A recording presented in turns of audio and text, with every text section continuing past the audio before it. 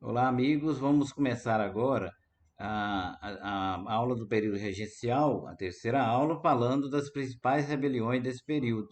Observe que nós tivemos aqui no Grão-Pará a cabanagem, né? Na Balaiada nós tivemos no Maranhão, Sabinada na Bahia, a Guerra dos Farrapos no Rio Grande do Sul, que são as principais revoltas desse período. Mas vamos falar de outras também. A primeira é a cabanada, que você não pode confundir com a cabanagem. A cabanada ela é em Pernambuco e Alagoas, enquanto a cabanagem é no Pará, né, e Amazonas. Então, a cabanada é considerada o zebrão do vestibular, que as pessoas confundem as duas, né? Então, não, a cabanada é uma e cabanagem é outra. Contradições, né? O discurso, defesa da grande propriedade da religião, que teria sido ofendida com a saída de Dom Pedro I, e da volta de Dom Pedro I em nome da autoridade divina. O discurso era esse. Mas na prática, eles faziam o quê? Saques de fazendas, assassinato de proprietários, ocupação das terras, libertação de escravos. No início, os grandes proprietários até ajudaram na cabanada, defendendo seus privilégios, né? E permanentemente das camadas humildes e exploradas. Depois, os proprietários vão sair dessa revolta e, sem liderança expressiva, acaba sendo violentamente reprimida pelo governo central na época das regências. E assim, os envolvidos, principalmente os mais pobres, foram punidos severamente, até com a morte nesse período. Outra revolta importante é a revolta dos malês, que aconteceu na Bahia em 1835, que é a revolta dos escravos islâmicos alfabetizados que liam ao Corão. No mínimo 100 negros foram massacrados. Essa revolta ela é inspirada lá no Haiti, onde os negros fizeram uma revolta, né? Santo Domingo, hoje Haiti, e que levou à independência do Haiti e eles tiveram grande acesso à questão política, econômica no Haiti. Então, na Bahia, ela foi inspirada nisso. Eles eram negros escravizados, mas eram islâmicos, porque eles sabiam ler e liam o Alcorão, que é a Bíblia, né? Se pode dizer assim, dos muçulmanos. A cabanagem, essa sim, né? Ela foi no Pará e no Amazonas, que vai durar de 1835 a 1840. Ampla participação popular, índios, negros, mestiços, escravos ou livres, porém todos sem posses. Nesse período nós tivemos as lutas contra a desigualdade. Os cabanos eram pessoas pobres, né? Populares mesmo. Não tinham um programa definido, apenas revoltaram contra a situação que eles tinham, né? Chegaram a tomar o poder, mas foram traídos. Antônio Malker, Francisco Vinagre e Eduardo Gergelim acabaram é, sendo traídos aí. Por ser a mais popular das revoltas, foi a mais severamente reprimida. 30 mil mortos, ou seja, 25% da população total da província. Naquele tempo a província era Pará, Amazonas era uma província só, que hoje a gente chama de estado, né? As lideranças anônimas da cabanagem.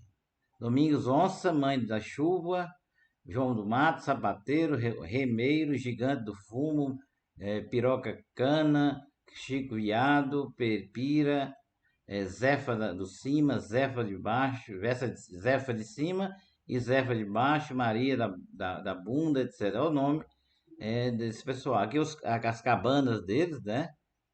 Naquela época chamada de a revolta chamada de cabanagem, tá? Então eram pessoas pobres mesmo que foram devidamente traídos pelos que eu citei anteriormente. A Sabinada na Bahia, o principal líder era Francisco Sabino Barroso, aí o nome Sabinada, ela vai durar 37 a 38. Dificuldades econômicas da província, causa principal, e recrutamento forçado para lutar contra os farrapos no sul, causa imediata. Como estava tendo uma guerra dos farrapos no sul, o governo mandou convocar pessoas, principalmente os mais pobres, né? Escravos, para lutar lá no sul. O objetivo era a república provisória até a maioridade de Dom Pedro II, quando acabasse voltaria, A classe média aderiu, mas aí, como sempre, os grandes proprietários são contra e os líderes são presos ou mortos e expulsos da Bahia, que é a bandeira da República Baiense proclamada durante a rebelião chamada de Sabinada. Outra revolta famosa é a balaiada, né? Manuel dos Anjos Ferreira Balaio, ele construía esses balaios aqui, ó, né? Por isso chamada de balaiada. Raimundo Gomes, o Cara Preta, e Negro, Cosme e Bento foram os principais líderes.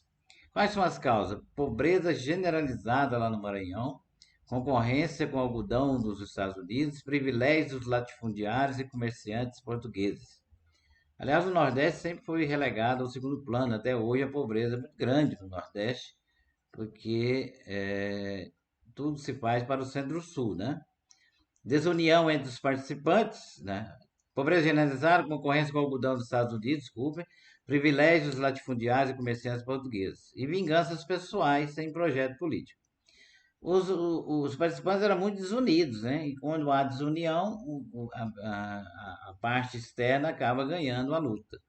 Foram manipulados e traídos pelos liberais locais, os chamados bem-TVs, e reprimidos por Luiz Alves de Lima e Silva, que vai ser o futuro Duque de Caxias, que vai lutar na Guerra do Paraguai, né? Que vai ser o patrono do exército, né?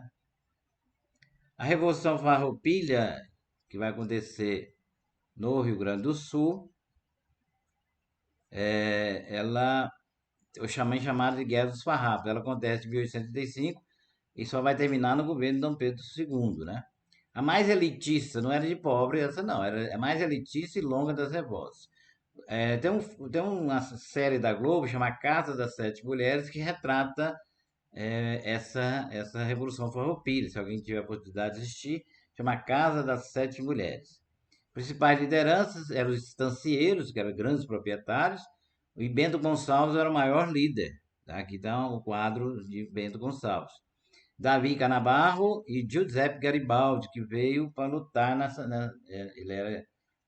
vem lutar aqui nessa região. Daqui ele se apaixona por Anita Garibaldi, né? E eles acabam voltando indo para a Itália e lá eles lutam na unificação italiana. Depois vocês vão estudar isso em História Geral. Causas: altos impostos sobre o charque gaúcho, a carne gaúcha. Ele tem que fazer charque, não tinha geladeira, não tinha freezer para congelar.